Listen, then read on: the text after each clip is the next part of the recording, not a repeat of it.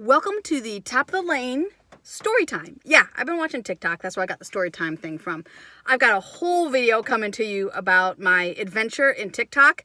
You can't wait for it. If you don't know what TikTok is, oh yeah, buckle in, baby, buckle in. It's addictive, crazy addictive. Anyways, we're not here to talk about TikTok. We're here to talk about my hair. Just got out of the shower, had to run to town real quick, didn't have time to dry it. So I'm running to town real quick with my hair all wet and crazy. I mean, literally, look at it is just, it's completely wet. Okay, we're not even here to talk about my hair. That's not, I don't know why in these videos I get like this weird southern accent. I'm from Wisconsin, okay? We don't do southern accents. I live in southern Indiana now. Like literally I could spit to Kentucky border. But no, I'm not getting, but I've noticed in my videos, I'm not getting a southern accent. But I notice in my videos, I'm starting to get a southern accent in like weird, I don't know. I noticed it in the video where I was going to lunch with Kevin. I think it was yesterday's video or day before, something like that. When I was going to lunch with Kevin, I started talking about us meeting for lunch and I got real southern there for a minute. But okay, we're going to go back to the normal me because I'm not southern. Anyways, totally not even what we're talking about today. What we're talking about today is a story from a couple years ago that is hilarious and just really epitomizes, I'm hoping that's the right word, just gives you a glimpse into my different sons' personalities and a beautiful biology lesson. Warning, parents, if you are going to watch this video with your kids, as you know, all my videos are appropriate for kids, but there will be the word placenta in this video. So if you don't want to describe or explain what a placenta is, or if you don't know what it is, pause, look it up so you can explain to your kids what a placenta is. But I will be using that word in this video. So you're welcome. Biology lesson for free for you. Now, one of the wonderful things about living on a hobby farm, a homestead and homeschooling is biology is built in. There will be biology happening all the time. The biology lesson is like daily life. So there was one time, my two sons, and Jackson was probably about, I'm guessing he was about 14, so Gunnar would have been about 9 years old, might have been 13 and 8, right around in there.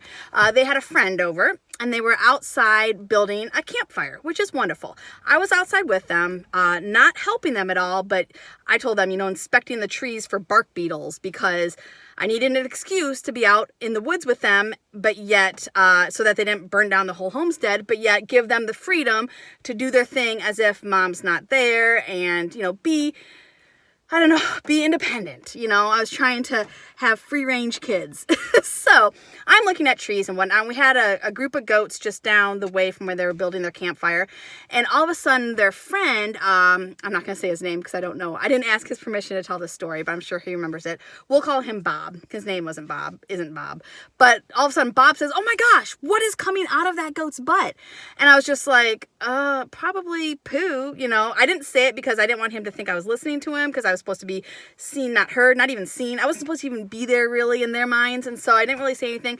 And then Jackson all of a sudden said, Mom, it's having a baby. And I was like, whoa, okay. Those are words that I come to run into. And so we had a goat that was due in 2 weeks. So she wasn't up in the maternity pens yet, up in the barn. She was down in her regular enclosure because a week before is usually when we move them up. And they usually are like right on when they have their babies as far as their due dates. And so I was like, oh no, and this was a mom that was having quite a few babies, I thought. And so, because she was big. And so I ran down real quick, and sure enough, there was a baby, a head and a front hoof coming out of this goat. And of course, the boys are down at the fence, whatever. I ran inside real quick to grab a whole armload of towels because I didn't know how many babies were coming. It was cold outside, and so I knew that the babies needed to get warmed up right away. I couldn't take the mom up in the middle of labor up all the way up to the barn, so we were going to have to deliver the babies right there and just do it, And I was like, oh, I have helpers, the boys and their friend. That's 3 helpers. We each have 2 arms, so we are good for 4 times 2. We're good for 8 babies. Hold a baby in each arm. I had to do that math real quick. Anyways, so what I thought we were good for 8 babies, which doesn't usually happen with goats. I think 6 is like the most. 7, maybe goats had 7, but usually they have twins or triplets. That's the usual for goats. And so I come back with these towels and not even thinking, the mom, the one baby was already coming out, like it was already half out. So I jumped into the enclosure real quick, and the boys were on the outside of the fence, and I grabbed the one baby. As soon as it was coming out, it had cleared the mom, and I wrapped it in a towel and gently, continued on so that I didn't rip any cords or anything like that coming out of the mom. Handed it to Bob, the boys' friends, and he thought that was like the weirdest / coolest thing ever, this bloody baby in a towel, and these were white towels, and so it was like very obvious that there was blood. And so then the other baby was coming. It was like a log slide. The other baby was coming right after, and so there was a hoof and a nose right away. These babies came like right after each other. And so I wrapped that baby up and kind of eased it out just as usual, handed that one to Jackson. That was no problem. Jackson was seasoned at this time. He's like, okay, this is it. He started rubbing it as usual and stuff like that and clearing the mucus off the nose and stuff. And so Bob started doing the same thing, watching what Jackson was doing. It was beautiful, wonderful, and a little ew for Bob. He had never seen this before. So then the third baby, I wasn't sure if there was going to be a third, but there was definitely a third coming, and right away, I mean, usually it's not this quick. Usually there's time in between the babies.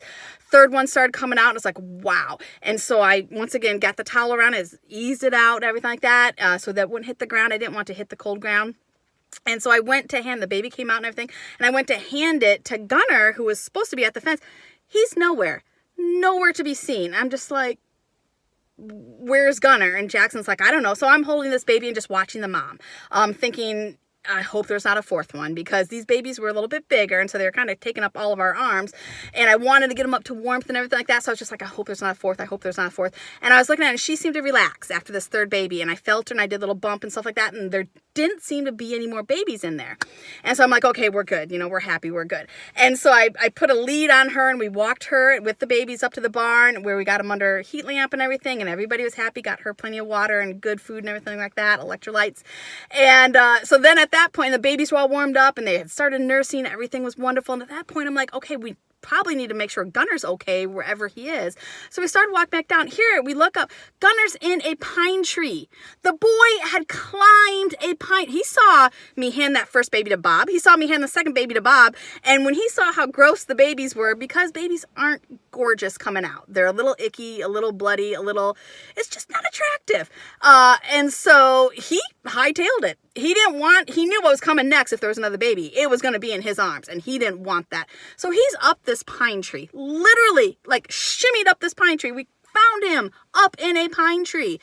And I'm like, Gunner, come down. What are you doing up there? He's like, I don't want to hold a baby. I don't want to hold a baby. I don't want to hold a baby. And I'm just like, dude, you sound like a freaked out father who's like, wasn't expecting his wife to give birth or something.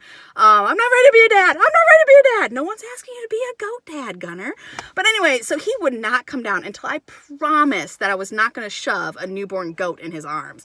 And I was just like, oh my gosh. And so, but Bob, their friend, thought this was all just the magicalness. That's magicality, the miraculousness of, I don't know what word I'm going for. It was a miracle. Christmas miracle. It wasn't Christmas time. But anyways, he just thought it was amazing. Just everything about it, amazing. So he wanted to go back up and watch these babies and watch the mom and stuff like that. So I'm like, heck yeah. So we walk back up. And as we're walking back up, we answer the questions of how long the mom is pregnant for, how many babies they usually have, why they're bloody, why it's not gorgeous, why the goat mom didn't hardly make any noise when he always thought women screamed and goat women should scream too. And so all of these things were discussed on our walk up to the barn. Seemed like the walk of foreverness, but I was loving answering these questions. But I was also like, should I be answering these questions with him? He's not my son, but I mean, he was kind of like my son. I mean, the kids spent a lot of time at our house, and our kids spent a lot of time at their house, and so it was wonderful. And I knew his parents would be fine with me answering any questions that he asked. And so we get up there, and I explained to him, I said, okay, the next step we need to watch for, so we do need to kind of hang out up here a bit, is for her to deliver the placenta. And he's just like, what's a placenta? So I explained to him what a placenta was and the reason for it and everything like that. And that, humans, they have, human babies are attached to a placenta as well. And that's, so I went how it works with a goat and really similarly how it works with a human. So he had all the understanding there, and also the equation of goat placenta, human placenta, all that. So then the goat delivered the placenta, and I checked it over, and I told him I have to check it over and make sure it's all intact. There aren't any pieces missing, because if a piece is stuck inside the goat, they go septic, it's infection, that's bad. Same thing happens with women when they deliver the placenta, afterwards, after the babies come out, or baby, usually it's just one baby for a woman, the doctors will inspect the placenta to make sure it's all good to go. And so I inspected it, and I stepped back for a second because I knew what was going to happen next.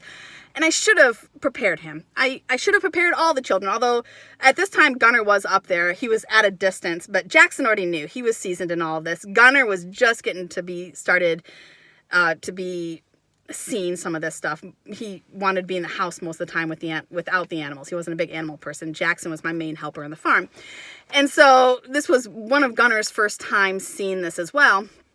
And so the goat delivered the placenta. She started eating it. She started eating, which is perfectly normal for all animals. Almost all, I can't think of an animal that doesn't eat the placenta. And it's for mostly kind of to clean up any smell, anything that might attract predators. It is a huge energy boost of red blood cells, and, to get an energy boost, but mostly it's to clean up the scene real quick so that it doesn't attract predators. So almost all prey animals, which goats are, will do it. And even I think cats and dogs, I think even prey animals do it as well. In fact, I know I saw our cat do it. But so this goat starts eating placenta, and Bob, just this look of horror on his face, and he's just like, oh, humans don't do that, do they? And I was like, no, no, no. And then I was just like, in my mind, I'm like, well, in California they do. No, California, I love you. But I want to say, well, in like some hippie weird places, I think they're starting to do it or put it in pill form. I was thinking of all these things as I was answering. No, honey, no. Humans don't do that. I can just imagine Bob thinking, like, his wife, the miraculousness of childbirth, and then all of a sudden his wife starts eating. Oh my gosh, I felt so bad for not preparing him for that. But so funny, such a great time. One of the miracles of homeschooling is having a biology lesson. Homeschooling on a homestead or on a hobby farm is having that biology lesson at your fingertips all the time. But that was one of my favorite stories. I let Bob help name the goats even, and it was fun. But it was amazing. We got to see how you could tell a boy from a girl, blah, blah, blah.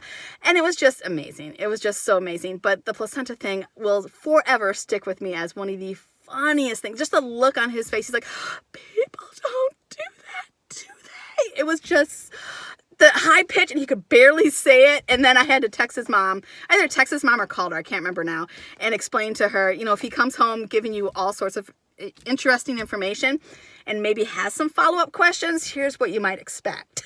So Bob was allowed at our house after that, so that's a good thing. And then after about an hour, they went back to campfire building. It was like, okay, we're done with this now.